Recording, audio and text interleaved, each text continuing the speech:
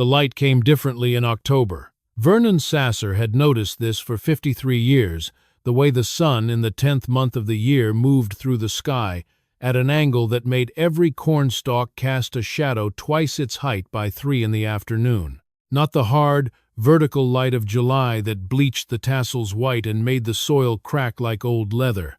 Not the tentative, apologetic light of April that seemed to ask permission before warming the ground. October light was amber and purposeful. The color of the soybean fields just before the pods began to rattle, the color of the corn husks, when the moisture had dropped far enough that the combine's cylinder could thresh without choking. Vernon stood at the edge of his east field at 6:15 in the morning, the dew still on his boots, his coffee growing cold in the steel thermos he'd carried to this same spot every harvest morning for longer than he could easily calculate. The field stretched away from him toward a line of cottonwoods. Along the drainage ditch, 320 acres of DeKalb DKC, 6.1, 6.9, planted in late April, laid by in June, silked in the heat of July and August, and now standing in rows as straight as surveyors' lines. The ears heavy, the husks tight, the stalks beginning to show the first faint yellowing at the base that meant the crop was ready. He pulled a single ear from the nearest plant and peeled the husk back with his thumbs, the way his father had shown him and his father's father before that. The kernels were dented and hard, glassy at the crown, the milk line fully disappeared. He pressed his thumbnail into the base of a kernel, and it left only a faint crescent, barely an impression at all. The corn was at 18, maybe 17% moisture. One more week of this weather and it would be at 16. At 15.5, it was as good as it was going to get without a grain dryer running full time. Vernon replaced the ear carefully, an old habit, though there was no reason for it now. The plant was done producing, and the combine would take it in another week and turn back toward the farmstead. The gleaner was already waiting. The Allis-Chalmers Gleaner L2 combine sat in the machine shed at the eastern edge of the farmstead, and in the slanted October light it was the color of a pumpkin left too long in the sun, a deep, faded orange that had once been brilliant and was now the particular shade that comes from 27 years of paint oxidizing in the prairie sun. The machine was 45 feet wide with the head attached, 11 feet tall at the grain tank, 145 horsepower from the 6-cylinder engine that Vernon had overhauled in 1998 and kept to a maintenance schedule as regular as Sunday church. He walked around it the way a pilot walks around a small plane before flight counterclockwise, touching certain points, his eyes moving from the feeder house chains to the reel fingers to the concave clearance bolts, checking the tire pressure by pressing with his thumb, pulling the service panel open to look at the belt tension on the cylinder drive. The machine smelled of grease and old grain dust and something under that warm metal, oil vapor, the particular scent that machinery takes on when it is well maintained and long used. On the back wall of the machine shed, pinned to a pegboard, with the kind of careful organization that a man develops over decades, hung the parts that mattered, spare concave segments still wrapped in their original protective paper, a complete set of cylinder bars with the manufacturer's tolerances, written in Vernon's handwriting in black marker on the wrapping, 2 complete sets of belts for the separator, a spare feeder house chain still in its box from Champaign Farm Supply, purchased in 2001, 3 spare cylinder bearings, and 2 replacement sieves still in factory packaging. Vernon had spent $487 on those parts over the past 3 years, a few purchases at a time, always replacing what he'd used and adding 1 item each spring when he had money to spare. His wife Eleanor had asked him once why he bought parts for a machine that was working fine, and he had thought about it for a long moment before answering. Because everything breaks eventually, he said. The question is whether you're ready when it does. Eleanor had gone back to her book without another word. She knew her husband well enough to recognize when he had given a complete answer. The morning routine took 40 minutes.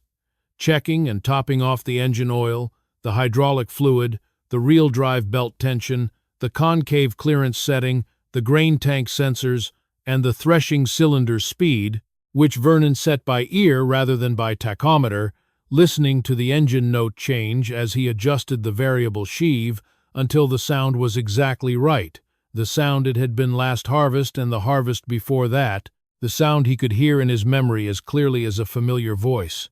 He climbed into the cab at 7:15, pulling himself up the ladder with hands that ached slightly in the morning cold arthritis.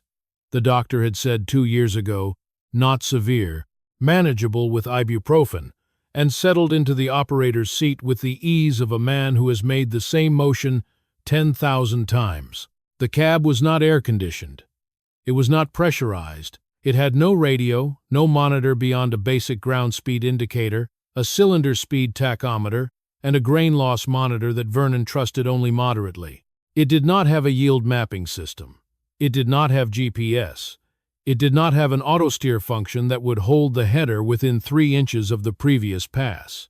What it had was Vernon Sasser's 53 years of knowing when a crop was ready, what the grain loss monitor meant when it spiked, what sound the cylinder made when it was plugging, what feel the steering wheel transmitted when the front axle was tracking correctly in standing corn. He started the engine. The Gleaner shook once, the way an old machine does, and then settled into its working idle, a deep, even throb that Vernon felt through the seat, through the floor, through the steering wheel. And he sat there for a moment with his hand on the gearshift and let the morning settle around him. He thought briefly of what Dale Forsythe had said at the Farm Bureau meeting 3 weeks ago about the GPS systems, how they could map every square foot, how they would replace the guesswork of farming with something as reliable as mathematics. Vernon had not argued with Dale. He had not argued with Kevin Pryce either, though Kevin had said things that deserved answering. He had sat in the back row with his coffee cup and listened and decided, as he often did, that the time for talking had not yet arrived. He put the Gleaner in gear and eased out of the machine shed into the October morning. Kevin Pryce's alarm went off at 5:30, and he was sitting in front of his laptop by 5:42, reviewing the yield maps from the previous season's cornfields' color-coded overlays that showed, in gradations from deep red through yellow to bright green, exactly which parts of his 1,200 acres of corn had produced 60 bushels to the acre, and which had produced 210. The data was beautiful in the way that precision engineering is beautiful. Everything quantified, everything located, everything analyzable. Kevin was 38 years old. He had graduated from the University of Illinois in 1987 with a degree in agricultural economics and a minor in agricultural engineering. And he had come back to Champaign County with ideas that his father, Harold, who had farmed the same land with the same methods since 1962, had looked at with a combination of pride and unease that Kevin had, interpreted, at the time, as generational conservatism. He had spent 15 years proving his father wrong. The operation Kevin managed now was not the farm Harold had left him. It was something different in kind, not just in scale. He had started with 800 acres in 1989 and now farmed 1,840, a combination of owned ground and cash-rented acres spread across 6 townships. He had 2 full-time employees, his nephew Brett, who was 26 and had grown up on a farm and could run anything with an engine, and Marcus Webb, 41, a former John Deere service technician who had joined Kevin's operation 3 years ago and brought with him a level of mechanical sophistication that Kevin, more economist than mechanic, deeply valued. The equipment list was long and carefully selected. 2 Case IA 2000, 388 combines, each purchased new, the first in 2000 for $198,000, the second in 2002 for $204,000, and equipped with the AFS Precision Agriculture Package, GPS receivers with WAAS correction providing sub-meter accuracy, yield monitors connected to mass flow sensors in the clean grain elevator, moisture sensors integrated with the yield data, and a mapping system that stored every pass across every field to a data card that Kevin could download to his office computer and analyze with the AFS Pro software. The combines were also equipped with the AutoTrack guidance system, that used GPS signals to steer the machine along a programmed swath line, holding the header within 3 inches of the ideal path and reducing the overlap that a manually guided operator inevitably produced. Kevin had borrowed to finance all of it. The total equipment debt at the end of 2002 stood at just over $1.1 million, serviced by a combination of operating profits and a long-term note with First Midwest Bank that required a debt service of approximately $187,000 per year. This was, as Kevin had explained to his banker with spreadsheet projections running 3 inches thick, sustainable, more than sustainable given the efficiency gains the precision equipment provided. What he did not spend much time thinking about was what would happen if the GPS went down during harvest. He would think about it soon. The Champaign County Farm Bureau held its pre-harvest meeting on the 3rd Thursday of September, in the basement meeting room of the First Lutheran Church in Rantoul. The meeting drew perhaps 60 farmers from the north end of the county, a mix of ages, operation sizes, and approaches to the business that made the room feel like a cross-section of American agriculture in the year 2003. Vernon Sasser sat in the 3rd row from the back, his coffee cup in his left hand, his Farm Bureau notebook open on his knee. Kevin Pryce sat at the front table with Dale Forsyth, the County Farm Bureau president, and Jennifer Cahill from the University of Illinois Extension Service. After the standard agenda items, grain prices, fall fertilizer applications, a road weight restriction near Fisher, Dale said, "Kevin, you wanted to say something about the precision ag systems." Kevin stood up. He pulled out a single printed sheet, a summary of his yield map data from the previous 3 seasons. "I want to share some numbers with you," he said, "because I think they make the argument better than anything I could say." Average corn yield in Champaign County from 2000 to 2002 was 178 bushels per acre. My average over the same period was 194. That's 16 bushels to the acre better than the county average on comparable ground. There was some murmuring. 16 bushels was real money. The GPS guidance systems reduce overlap by 8 to 12%, which translates to fuel savings and time savings that I've quantified at approximately $22 an acre over the course of a season. The variable rate seeding has given me a measurable yield improvement in the high productivity zones of the field. He paused. The technology works. The numbers say so. Then someone called out from the right side of the room, Pete Schroeder, who farmed east of Rantoul with 3 old Gleaner combines, and a reputation for saying exactly what he thought. "What happens if the satellites go down?" Kevin smiled. It was a confident smile, the kind that comes from having answered a question many times. The WAAS system has a demonstrated uptime of better than 99.9%. In the last 4 years, I've had maybe 3 or 4 hours of degraded accuracy total, not a significant operational risk.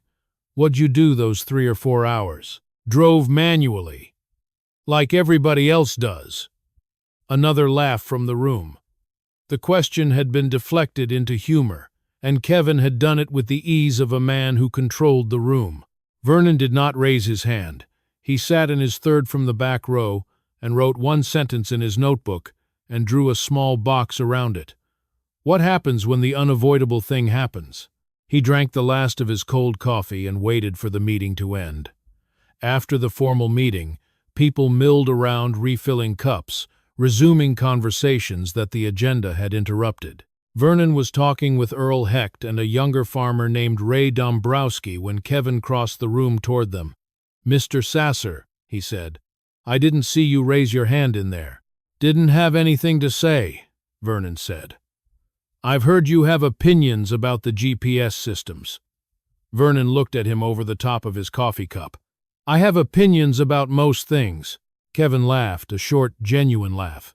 "Fair enough. I'm curious what you think. You've been farming this county longer than I've been alive." It was a gracious thing to say. Kevin meant it to be gracious. But something in the framing, the way it positioned Vernon's experience as a historical curiosity rather than a living practice, put Earl Hecht on alert. and Earl turned slightly to see how Vernon would take it. Vernon said, "I think your numbers are real." "But?" "No but. Your numbers are real." Kevin studied him for a moment. "What about the Gleaner? You're still running that L2? "Still running it. That machine's from what, 76? 77? 76. Kevin tilted his head in a way that was not quite a smile. "I don't know how you keep it running. I genuinely don't." "Parts and attention," Vernon said. "Well." Kevin glanced around at the small group that had formed. Ray Dombrowski was watching with the interested attention of a younger man, listening to his elders disagree without yet knowing which elder was right. "I know there are farmers who run old equipment from preference or from necessity, but at some point you leave enough on the table that you'd have been better off trading up. The GPS, the yield monitoring, it's not about gadgets. It's about knowing what your ground is doing." "I know what my ground is doing," Vernon said. "Do you know what it's doing at the northeast corner of the east field versus the center? Do you know if your north field is producing 15 bushels more per acre than your south field? Or the same?" "I know my fields," Vernon said, and his tone was the same even. Unhurried, but something in it had changed slightly, the way a sky can change before a storm when there's still nothing visible except a slight shift in the color on the horizon. Kevin nodded, as if making a mental note. Then, to the group at large, to Ray and Earl, and the two other men who had drifted over, he said, with the ease of a man stating something he believed to be obvious, "There's an art to farming that way, to the old way. I respect it. But at some point the art becomes a handicap, and the question is whether you know which side of that line you're on." He said it without heat, without malice, as a man states a fact he believes to be demonstrably true. And then he excused himself to speak with Jennifer Cahill, and the small group dispersed, and Vernon set his empty coffee cup on the folding table and picked up his jacket. Earl Hecht walked to the parking lot with him. "He knows how to make a man feel obsolete," Earl said. "He does," Vernon said. "Doesn't make him wrong. Doesn't make him right about everything either." Vernon opened the truck door. "We'll see what the season brings." They both looked at the sky clear, the first real cold of autumn in it, the stars beginning to show above the town lights to the east. "Weather looks good for harvest," Earl said. "Looks good now," Vernon said, and got in the truck. October in Champaign County does not wait. Kevin Pryce began harvesting on October 14th. He started on the south section, 240 acres of corn on his deepest, most productive ground. The two Case I-8, 2,388 combines went to work at 7:15 in the morning, Brett on the number 1 machine and Marcus on the number 2, with Kevin running the grain cart. The GPS guidance system on each combine was activated. The satellite signal was clean and strong, the autosteer holding each machine to its programmed swath line with the accuracy that Kevin took for granted, the way you take for granted anything that has never failed you. They harvested 240 acres in 2 days and a morning, at an average yield of 211 bushels per acre. Kevin deposited the check at the bank on a Tuesday afternoon with the satisfaction of a man who has watched a well-executed plan reach its first conclusion. Vernon Sasser did not start harvesting until October 21st. This was not inattention. Vernon had checked his moisture readings on the 18th and again on the 20th, and had found them at 17.2 and 16.8% respectively. He wanted 16.5 at most before he started. He also wanted a weather window of at least 10 days ahead of him. The forecast showed clearing through the 28th, then a low-pressure system that the National Weather Service was tracking with some uncertainty. It might bring rain. It might bring the first hard freeze. It might stall south of Champaign County and leave the farmers alone. Vernon's 320 acres was a one-combine, one-operator operation. With the Gleaner running at its best speed, he could cover 8 to 9 acres an hour in good conditions, meaning his entire farm would take 4 days under ideal conditions, or 5 to 6, accounting for delays and the inevitable small mechanical issues that arise on any machine in any season. He had from October 21st through At minimum, October 28th, 7 days. He was comfortable. What he did not know, on the morning of October 21st, was that the sun had been doing something unusual for the past 2 weeks. In the vocabulary of solar physicists, an active region is a concentration of magnetic flux on the sun's surface that produces sunspots, solar flares, and coronal mass ejections, eruptions of charged plasma that can, when directed toward Earth, interact with the planet's magnetic field and produce geomagnetic storms. Active region NOAA 10486 appeared on the sun's eastern limb on October 19, 2003. From the first observations, it was clear to the analysts at NOAA's Space Environment Center in Boulder, Colorado, that this was not a routine feature. The region was large, larger than anything that had produced the notable geomagnetic storms of 1989 and 1994, and it was magnetically complex in the way that the most energetic regions tend to be.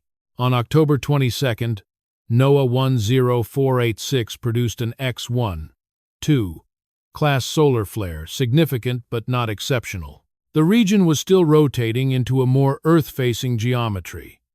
On October 28th, at 11:10 Universal Time, NOAA 10486 produced an X17-2 class solar flare. It was the fourth most powerful solar flare recorded in the modern era of satellite observation. The coronal mass ejection that accompanied it arrived at Earth approximately 19 hours later at approximately 6:15 in the morning, Central Standard Time, on October 29th, Liaoqianlingsan. NOAA classified the resulting disturbance as a G5 geomagnetic storm, the highest level on the 5-level scale. A G5 event can disrupt satellite operations, cause problems for power grids at high latitudes, and significantly degrade the accuracy of GPS-based navigation systems. The GPS constellation relies on precise timing signals.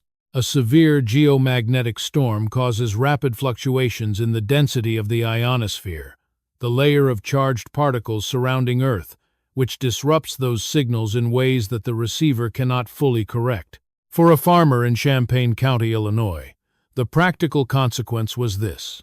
The GPS receivers in the Case I-8 2,388 combines would begin reporting position errors of 20, 30, 40 meters or more. The autosteer systems would switch off. The yield maps being recorded with every pass would contain position data that was wrong by distances large enough to render them useless. October 27th began cold, 31 degrees at 6:15 when Vernon came out of the house. Frost on the windshield of the pickup, the corn leaves carrying a thin rime of ice crystals that would be gone by 8 o'clock. Vernon had been at it for 6 days. He was on his third pass through the east field, and he was where he expected to be 193 acres done, 127 to go.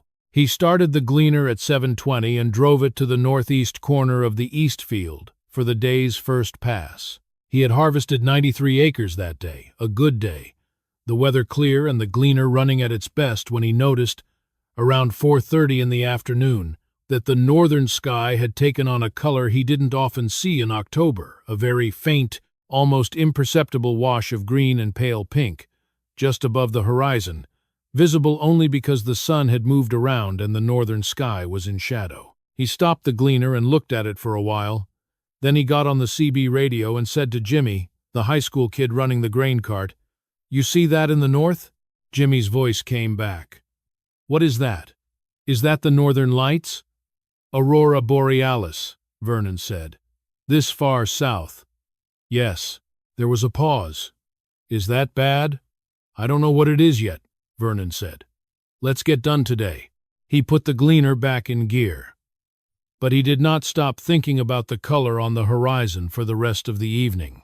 Kevin Pryce's #1 combine began showing GPS problems at 6:50 in the morning on October 28th. Brett noticed it first.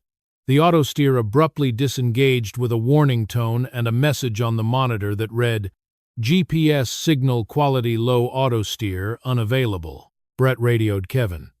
The GPS just dropped out. What's the reading? Lost WAAS. I'm seeing position error of plus or minus 12 meters. Drive manually. We'll see if it comes back. It did not come back. It got worse. By 9:15 in the morning, both combines were reporting position errors in excess of 30 meters, and the yield map being recorded by the number 1 combine was a scrambled record of GPS positions that bore no consistent relationship to the actual path of the machine across the field. Kevin drove to the field edge and stood watching the number 1 combine making a pass through the corn. Without autosteer, Brett was running by eye and doing it well, because Brett was a good operator, but there were slight misalignments at the end rows, and these misalignments were small individually, but would add up to meaningful losses across 400 acres. By noon, Kevin had confirmed from the Case IA dealer in Champaign that this was not a machine malfunction but a GPS infrastructure problem. The dealer's service manager told him there had been 4 other calls that morning about the same thing. Northern Lights last night? Kevin said. Yeah, there's a geomagnetic storm. NOAA put out a bulletin this morning, G4 or G5. It means my GPS is useless, probably for at least another day, maybe 2. The storm's still active. Kevin stood in his truck and thought about what he had. He had 1,840 acres to harvest. He had gotten through 640 before the storm hit. He had 1,200 acres to go. Without GPS guidance, his operators would be slower and their paths less consistent. He estimated manual operation would reduce capacity by 20 to 25%. That was manageable. What was not manageable was the yield mapping. His entire agronomic program was built around yield data. If the maps for acres harvested during the GPS outage contained corrupted position data, those maps were useless, worse than useless, because they looked like data but weren't. The financial numbers were beginning to take shape in his mind, and they were not pleasant numbers. The coronal mass ejection arrived at Earth's magnetosphere at 6:17 in the morning on October 29th. At Vernon's farm, the gleaner started normally at 7:20. Vernon drove it to the east field. He began his first pass of the day at 7:31. The machine threshed corn. The cylinder spun at the right speed. The grain elevator carried clean corn to the tank. The gleaner did what it had always done, because there was nothing in it to be disrupted by a fluctuation in Earth's magnetic field. 4 miles north and east, Kevin Pryce's number 1 Case I-8, 2,388, reported a GPS position error of 43 meters when Brett started it at 7:15. Both WAAS satellites were unavailable. The AFS monitor showed a red banner across the top of its display. GPS. Signal degraded, all GPS functions unavailable. Kevin answered his radio from his truck, where he had slept for 2 hours after spending most of the night on the phone with technical support and reading NOAA bulletins on his laptop. The bulletins confirmed what he'd feared. The G5 storm was still active. NOAA's forecast called for continued severe disturbance through at least the afternoon of October 29th, with gradual improvement on the 30th, and a return to near-normal GPS accuracy by the 31st. 2 days. 2 days of GPS outage during the critical harvest window. Then, on the morning of October 30th, the National Weather Service revised its forecast. The low-pressure system that had been expected to stall south of the area had instead accelerated. The new forecast called for rain beginning the night of November 2nd, continuing through November 4th, potentially bringing 1 inch to 1.5 inches, enough to make field conditions unworkable for at least several days afterward. Kevin learned about the revised forecast at 5:40 in the morning when he checked the NWS website on his laptop. He sat looking at the screen for a long moment. His original calculation had assumed the weather held through at least November 1st. With rain coming on the night of November 2nd, his working window was approximately 4 days, not 8 to 10. 4 days for 2 combines running at reduced efficiency without GPS. He picked up a pencil and worked through the numbers on a scratch pad.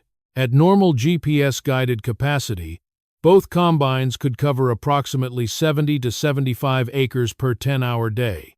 Without GPS guidance, perhaps 55 to 60 acres per day for the pair. Over 4 days, 220 to 240 acres, not 1,200. He read the number twice. He read it a third time, as if reading it again would make it different. He had 600 acres in the ground that he could not harvest in the time available, even with 2 combines running 12-hour days. Kevin did not panic. He was not a man who panicked. He called Brett, then Marcus, then the Case IA dealer about renting a third combine. There were no rentals available within 100 miles. The storm had been widespread and other farmers had already swept the rental market. He called 2 custom harvesters in Piatt County and got answering machines. A third in Ford County said he was booked through November 10th.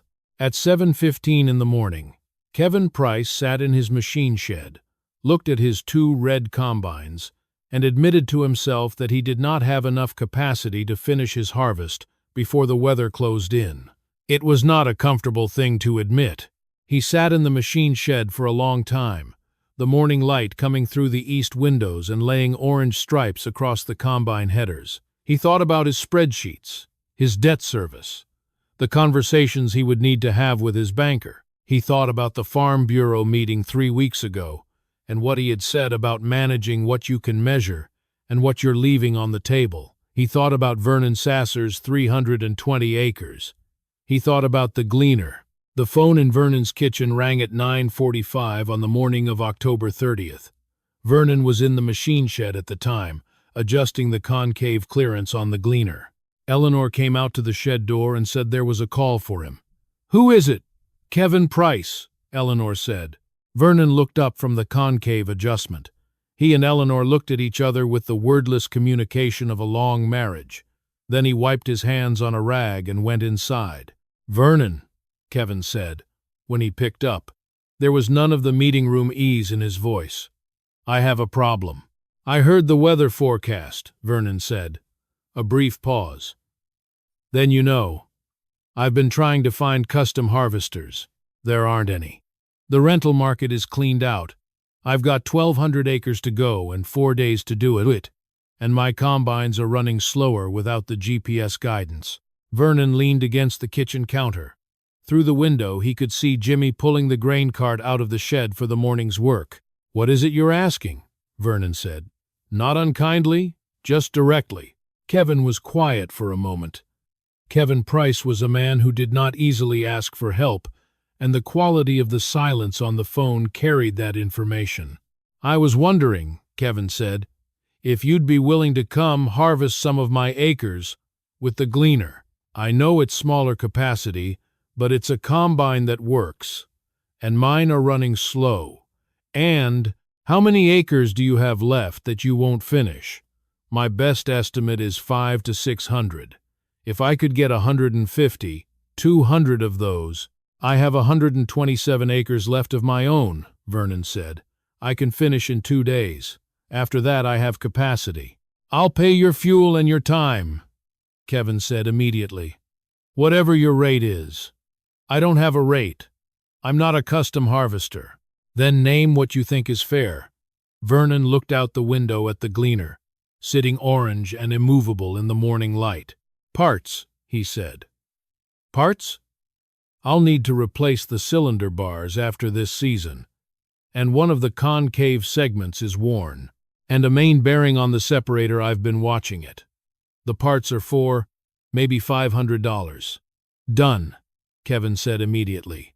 "And then, is that really all you want?" "I'm not doing it for the money," Vernon said. "My harvest will be done.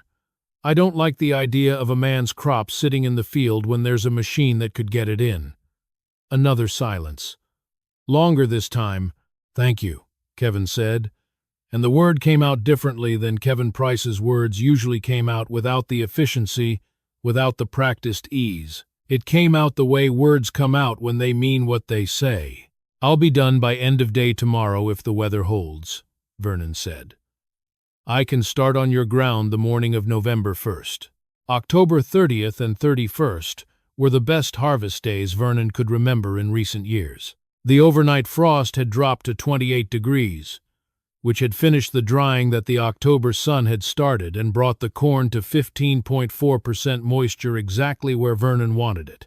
The sky was clear and blue, the kind of Illinois autumn sky that photographers come from elsewhere to find.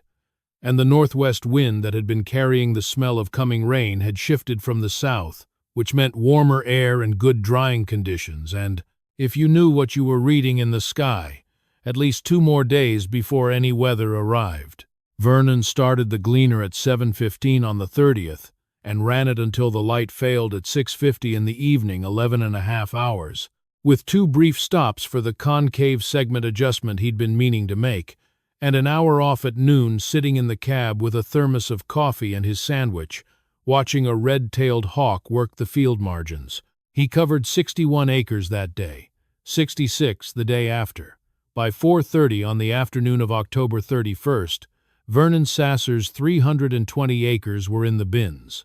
Vernon made one last circuit of his east field in the pickup truck, driving along the headlands and looking at the stubble, the cut stalks, standing 6 to 8 inches above the soil, the residue spread evenly behind, the end rows clean and the corners harvested as fully as the Gleaner's turning radius allowed. He stopped the truck and got out and picked up a handful of soil from the headland, dark, fragrant Flanagan silty clay loam that went down 40 inches before it changed character, the soil his grandfather had broken in 1904, and that Vernon would leave to whoever came after him in a condition as good as or better than he had found it. He held it in his hand for a while, looking at it, and then he set it back where he'd found it.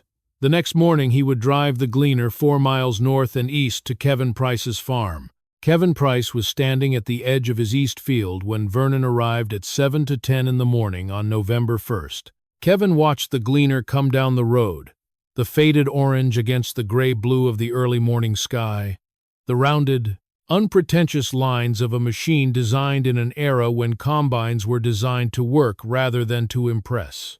Vernon pulled off the road and lowered the head and drove the Gleaner through the field gate. Kevin walked over. "Good morning," Kevin said. "Morning." Vernon looked at the field, taking in the rows, the residue, the direction of the existing passes. "Which section do you want me to start in?" "The north 200, Kevin pointed. "Brett and Marcus are working the south. If you can cover the north 200, where do you want me to unload?" "I've got a grain cart running. Danny Renfrew will stay with you." Vernon nodded. He looked at the 2 red combines working at the far end of the field. For a moment he was quiet, watching them work. "They running all right without the GPS?" he said. "Brett and Marcus are both good," Kevin said. "They're slower. It adds up." "It does." Vernon put the Gleaner in gear. "I'll get started." He drove through the gate and into the north section, and the Gleaner went to work. Kevin stood at the field edge for a few minutes, watching. The Gleaner was smaller than his machines, a 12-row head versus the 16-row heads on the Case I-8 units, and it was slower, and it did not collect yield data or GPS position data or moisture readings, but it moved through the corn without hesitation, without complexity, without any of the dependencies that Kevin's machines had been exposing over the past 3 days. He thought about what it meant practically, technically, economically, that he was standing in this field with a 27-year-old combine doing work that his 2-year-old combines could not do at full efficiency. The thought was not comfortable, but it was clear. The 3 combines worked through November 1st and 2nd, with a coordination that was, in retrospect, more remarkable for being unrehearsed. Danny Renfrew, the grain cart operator assigned to stay with Vernon, learned quickly that Vernon ran the Gleaner's tank to full capacity before signaling for the cart, and that Vernon was not interested in conversation while the machine was in the corn but would talk freely during the unloading stops. They found a rhythm. On the afternoon of November 1st, the GPS returned. It came back gradually, the WAAS signal recovering first, then the satellite geometry improving through the afternoon as the geomagnetic disturbance dissipated. By 2:30, both Case IH combines were reporting position errors of less than a meter. By 3:15, The autosteer systems were operational again, and Brett and Marcus were back on their GPS-guided swath lines. Kevin drove out to the field and sat in his truck and watched his two red combines resume their precise, automated paths. Then he watched the orange gleaner at the north end of the field making its manual, unhurried, entirely reliable passes. He did not feel, as he had perhaps expected to feel, a simple choice to be made between them. He felt something more complicated, the recognition that the question was not which was better, but what it meant to build a system that could not function without inputs it didn't control. The financial accounting was not pleasant. Over the 2.5 days of the outage, the reduced harvesting efficiency had cost him approximately $4,700 in added time, fuel, and field losses. The corrupted yield map data represented 300 to 400 acres of maps that would need to be recollected the following season. A setback he estimated would reduce his variable rate seeding efficiency for the affected fields in 2004. Total direct losses, approximately $18,200. And the prospect of the crop that would not have been harvested without Vernon's gleaner, conservatively 300 acres at 200 bushels per acre and $2.43 per bushel, was $145,800 worth of corn that had been at risk. He had not lost the corn. The three machines together, 2 restored combines and 1 orange relic, finished the last 500 acres of his farm by the night of November 3rd. 12 hours before the rain arrived. The rain began at 11:40 in the evening on November 3rd, not dramatically, not with thunder or wind, but as the kind of steady, committed Illinois rain that sets in and means to stay. It fell through the night and through the morning of November 4th, and by noon there was 1.25 inches in the rain gauge at Vernon's farmstead, and the south fields were beginning to show standing water. Kevin Pryce was in his office when the rain came. He had his harvest notebook open on the desk, the paper record he kept alongside his digital systems, and it showed that by the night of November 3rd, 1,840 acres had been harvested. All of it. The last field had been finished by Marcus at 6:40 in the evening. Marcus had called Kevin and said simply, "We're done." And Kevin had said, "Good work," and then sat in his truck for a while, thinking about the previous 10 days. He was done. He would not have been done without Vernon. The rain came down on harvested ground. The Champaign County Farm Bureau held a special meeting on November 17th to discuss the 2003 harvest season, and in particular, the geomagnetic storm and its effects on GPS-dependent equipment. The room was fuller than the September meeting had been. 68 people, more than Dale Forsyth could remember for any November meeting in recent years. 3 other farmers in the county had experienced similar GPS problems. One of them, George Haverford, who farmed 1,200 acres east of Rantoul, had not been as fortunate as Kevin in finding additional capacity, and had left approximately 90 acres of corn in the field when the rain came. Kevin spoke first. He sat at the front table as he had in September, but something in his posture was different, the same deliberate ease, but without the absolute certainty of 3 weeks ago. "I want to be transparent about what happened to my operation," he said. "The GPS outage cost me approximately $18,000 in direct losses. That's not a catastrophic loss. My operation is profitable enough to absorb it, but it could have been much worse." He paused. "I finished my harvest, 1,840 acres, all in before the rain. I was able to do that because Vernon Sasser loaned me the use of his Gleaner L2 for 3 days." He looked toward the back of the room. Vernon was in the 3rd row from the back, in the same seat he'd occupied in September. "I want to say that publicly," Kevin continued, "because in September I said some things at a meeting like this one, or implied some things about old equipment and old methods, and the value you get from modern technology, and I stood behind those things at the time, because the numbers supported them. The numbers still support them, in normal conditions." He set down his papers. What happened in October wasn't normal conditions. And in abnormal conditions, the thing that saved my harvest was a 1,976 Allis-Chalmers combine that doesn't know what a GPS satellite is. The room was quiet. I'm not saying don't buy the technology. I'm saying know what happens when the technology fails. Know what your backup is. And don't make the mistake of thinking that the way you're doing things now is the only way worth doing. Pete Schroeder called out from the right side of the room. You said the GPS only goes down a few hours a year. I know what I said, Kevin said. Were you wrong? Kevin looked at him directly. I was wrong about what a few hours means when those hours fall in the last week of harvest and there's rain in the forecast. Dale Forsythe said, Vernon, do you want to add anything? Vernon considered for a moment, looking at his coffee cup before he answered.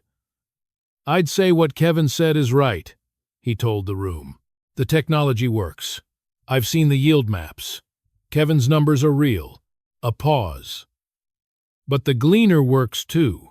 It works when the satellites are gone. It works because there's nothing in it that's waiting for a signal from 20,000 kilometers away. That's not an argument against the new equipment. It's an argument for knowing what you don't have when what you have stops working. He set down his coffee cup. And for keeping parts on hand, he added, and the room laughed a real laugh. The laugh of people who all knew what it felt like to need a part and not have one. Kevin found Vernon in the parking lot after the meeting. Thank you for what you said in there, Kevin told him. You said it yourself, Vernon said. I just agreed with it. Kevin nodded. They stood for a moment in the parking lot, and the gap between them, the age gap and the method gap, was still there. But it was different in character now. It had been crossed, at least once, in one direction. Can I ask you something? Kevin said. Go ahead. When you saw the aurora on the 27th, you knew something was coming. I knew something unusual was happening with the sun, Vernon said. I didn't know what, but you didn't say anything. At the Farm Bureau, or I didn't know what it was. I just knew I'd better finish my own harvest while I could. He looked at Kevin. If I'd called you up and said, Kevin, I saw the northern lights, you'd better watch out, what would you have done? Kevin considered that honestly. Probably thanked you, and gone back to my yield maps. Right, Vernon said.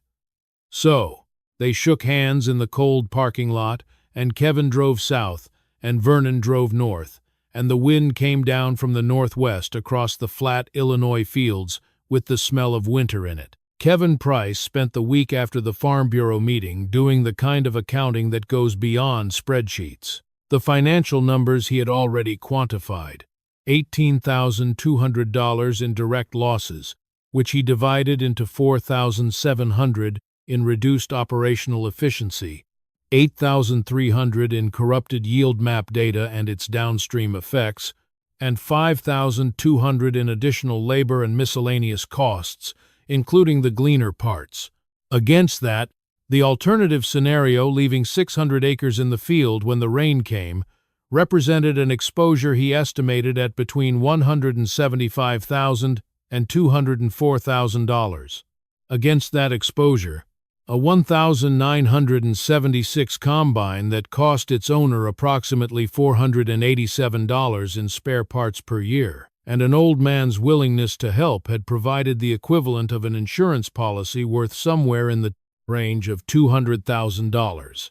This was, Kevin understood, a number that did not appear in any precision agriculture spreadsheet. He also thought about something more difficult to quantify, which was what the September meeting had cost him, not in dollars, but in the social currency of a farming community. He had stood up at the Farm Bureau and implied that the old way was a handicap. He had looked at Vernon Sasser and said, in front of their peers, that there was a line between skill and obsolescence, and that he had reason to wonder which side of it Vernon was on. He had been wrong. Not in his data, the data was real, but in what the data could see. He wrote this down in his paper notebook. The data shows what happened. It doesn't show what could happen. He put a small box around it, and then he picked up the phone and called the Case IA dealer to ask about used combines. Kevin Pryce bought a 1,979 Allis-Chalmers Gleaner L2 in February of 2004. The machine came from an estate auction near Paxton, a farm being liquidated by heirs who had not grown up on it. The Gleaner had 11,000 hours on it, a rebuilt cylinder, and an engine that an independent mechanic described as running better than it has any right to run for its age. Kevin paid $8,400 for it. He had Marcus go through it systematically over the winter months. New belts, new concave segment, cylinder bars checked and 2 replaced, all grease fittings serviced, the separator bearing replaced as a precaution. Total investment including parts and labor, approximately $12,000.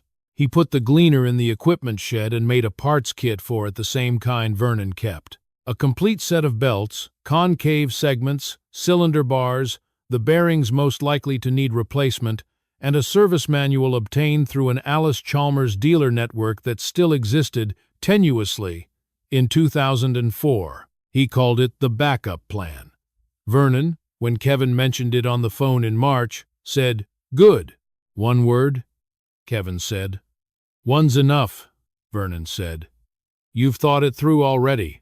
Kevin arranged to run the Gleaner himself for the first 2 days of the 2004 harvest season. He had expected it to feel inefficient, slow, imprecise, the agricultural equivalent of navigating by dead reckoning when you're used to GPS. What he found was something more nuanced. The machine was slower, certainly. It did not tell him anything about the field it was covering, not moisture, not yield, not position. But it never failed to do what it was told. It threshed corn with the same relentless efficiency it had been threshing corn with since 1979. It did not need a satellite signal. It did not need software to be working correctly. It needed fuel, oil, and the attention of an operator who was paying attention to it. Kevin found himself paying attention to the crop in a way that the GPS systems had, without his noticing, partly replaced. When you're watching an autosteer screen and a yield monitor, you're watching the machine. When you're guiding the machine yourself through 8-foot-tall standing corn, you're watching the crop the way the ears hang, the color of the husks, the moisture reading you make with your thumbnail and your eyes rather than a sensor. He came in from the field at 7:30 that evening with a different feeling than he usually had after a day in a combine, something older, less efficient in its data but more direct in its knowledge. He wrote it in his paper notebook, slower machine, faster thinking. The years between 2004 and 2011 were good years for Kevin Pryce's operation. The precision agriculture systems continued to produce the efficiency gains that his spreadsheets had always projected. GPS guidance, variable rate seeding, tile drainage identified and corrected using yield map data. His average corn yield climbed from 194 bushels per acre to over 207, a 13-bushel improvement that, across 1,800 acres, was real money. The GPS did not fail significantly during harvest in any of those years. There were minor outages, a few hours here, a few hours there, and Kevin's operators managed them manually.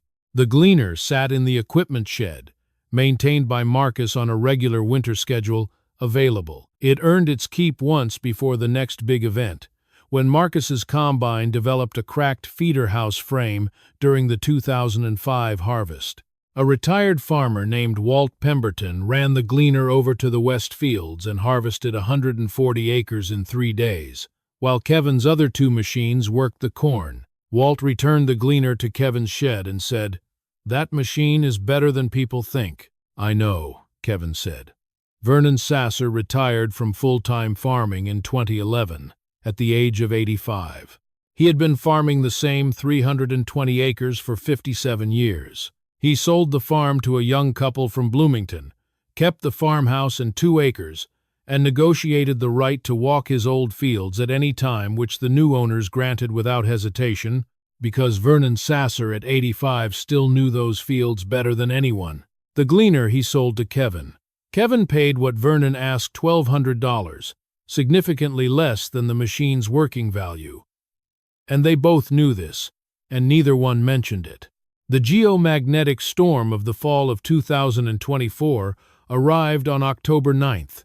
Kevin Pryce was 60 years old by then. His operation had changed with the decades he now farmed, approximately 1,400 acres, with a son-in-law named Paul, who had joined the operation in 2018. Paul had grown up in an era of precision agriculture and understood it well. At Kevin's insistence, he had also spent his first 3 harvest seasons running older equipment alongside the modern combines, until he knew what farming felt like without the GPS safety net. Paul knew how to run the Gleaner. He had told Kevin once, after running it for 40 acres of soybeans in 2019, "That machine is weird to run. But it works. That's the point," Kevin had said. When the G4 geomagnetic storm arrived on October 9th, 2024, Kevin's operation had a protocol. The 2 modern combines switched to manual guidance. Paul ran the newer machine on the south section. The Gleaner, the 1979 L3, now 45 years old, cylinder rebuilt twice. Feeder house chain on its 3rd replacement went to work on the north 40 acres of the home farm, operated by Marcus Webb's son Daniel, who had grown up in the shop with his father and who ran old machinery with the ease of someone raised to it. The GPS outage on the newer combine lasted 31 hours. During those hours, Paul managed manually about 20% slower, matching Kevin's 2003 experience closely. They would need to reharvest 2 end rows where the manual alignment had gone slightly wrong. The Gleaner harvested its 40 acres without noticing that anything had changed. The corn came off the 2024 farm ahead of a weather system that arrived November 2nd with 35-mile-per-hour winds and rain and the first real freeze of the season. All of it in. Kevin sat in his office that evening and opened his paper notebook and wrote one sentence. The Gleaner did its job again. He thought about Vernon Sasser, who had died in 2019 at the age of 93, in his farmhouse on the 2 acres he'd kept, in a bed near the window from which, if the leaves were off the trees, you could see the southeast corner of his old east field. He thought about what Vernon had said in the cold parking lot in November 2003. "I knew something unusual was happening with the sun. I didn't know what." Vernon had known it the way you know things when you have paid enough attention to them for long enough, not from a data screen but from the sky itself. Not from a NOAA bulletin, but from the color of the northern horizon at 4:30 in the afternoon in October. Kevin was not sure he would ever know things that way. He had not paid attention to the same sky for long enough, and the data screens were too available and too full of correct information to make the unmediated observation feel necessary. But he kept the Gleaner. He would always keep the Gleaner. There is a machine shed in Champaign County, Illinois, behind a white 2-story farmhouse on a gravel road that runs northwest from Rantoul, and in that machine shed there are 2 modern combines, with GPS receivers and yield monitors and autosteer systems, and all the instrumentation of 21st century precision agriculture. And there is, behind them, pushed to the back wall where the light from the windows doesn't quite reach, a 1979 Allis-Chalmers Gleaner L2 in the particular faded orange that machines from that era acquire after enough years. The Gleaner is maintained. This is evident in the way the grease fittings have been attended to and the belts replaced and the concave clearance set correctly, and the tire pressure kept at what it should be. The oil in the engine is clean. The cylinder bars are within tolerance. The parts kit on the pegboard on the back wall contains a complete set of belts, 2 concave segments, cylinder bars for a full rebuild, the bearings most likely to need replacement, and a service manual in a plastic sleeve. The machine has harvested corn in Champaign County every year it was needed since 2003. Most years, the satellites hold their positions, and the GPS signals arrive from their orbits 20,000 kilometers above the Earth, and the autosteer systems guide the modern combines with 3-inch accuracy, and the yield maps are clean, and the precision agriculture program runs as it was designed to run. But some years the sun decides to do what the sun does, and in those years, the Gleaner starts. It always starts. On the pegboard on the back wall, beside the parts kit, there is a small card in a plastic sleeve. It is a card that Kevin Pryce wrote in 2019 after Vernon Sasser's funeral, and put there because it seemed like the right place for it. The card says, In Kevin's handwriting, "This machine was built in 1979. It has harvested corn in Champaign County every year it was needed. It does not know what a GPS satellite is. It knows what corn looks like when it's ready." Vernon Sasser ran a machine like this one for 53 years. He knew more about farming than I will ever know, and most of what he knew cannot be written down. Keep this machine maintained. Keep parts for it. Know how to run it. Some years you won't need it. Some years you will. Below that, added in a different pen, in Paul's handwriting, after the October 2024 season, it started right up. The corn grows every year in Champaign County, and every year it must be harvested. And the window between ready and ruined is never as long as you want it to be. The satellites circle overhead and the signals come down and the GPS systems work their geometric magic and the yield maps fill in square by square. And most of the time this is enough. But the sun does what the sun does. The storms come when they come. The rain doesn't wait for the harvest to be finished. And in the back of a machine shed on a gravel road northwest of Rantoul, there is an orange combine with 45 years of harvests in its bones that starts with a shake and a deep, even idle, and knows exactly one thing about the business of farming, that the crop in the field needs to come in before the weather does. Everything else is detail.